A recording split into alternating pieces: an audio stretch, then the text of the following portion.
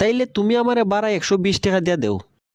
আসমান থেকে বৃষ্টি পড়লেও অভিগঞ্জ বাইনাসুং রোডের ভাড়া বাইরা জায়গা, শুক্রবারেও ভাড়া বাইরা জায়গা, আবার রাত্রের বেলাও ভাড়া ডাবল হইয়া জায়গা। এত বাড়তি ভাড়ার মাঝখানে মানুষ চলতো কেমনে? আরে জামাই নাই, 1 সপ্তাহ আগে আমরার বাড়িতে 10-12 দিন থেকে গেল, এখন আবার সিএনজির থেকে নামছে কিতা? নতুন কোন উদ্দেশ্য লইয়া আমার বাড়িতে আইয়া ঢুকতাছে? আরে দূর মিয়া, তুমি তো আর কিপটা কোন কারণে? আবার সময় কি তুমি দেখছো না যে তোমার সিট বাদে সবটা সিট আমি খালি লইয়া আইছি? তাইলে তুমি এখন আমারে বাড়তি ভাড়া দিতাই না কোন কারণে? তুমি সিএনজি ড্রাইভারে যদি আমার বাড়তি টাকা দেও নই লাগে, তাইলে আমার শ্বশুর বাড়ির লোকেরা দিব। আমি তো তোমার আমার পকেট থেকে কোনো ভাড়া দিতে পারতাম না। এইটা দিকে আসল আর গিফটাই আমরার বান্যার সঙ্গে বিয়া করছে। শ্বশুর বাড়িতে আবার গাড়ি ভাড়াটাও যদি শ্বশুর বাড়ির লোকেরা দেওয়া লাগে, তাইলে জামাই হিসাবে নিজের দায়িত্ব কোনটা? কিতা হইল জামাই?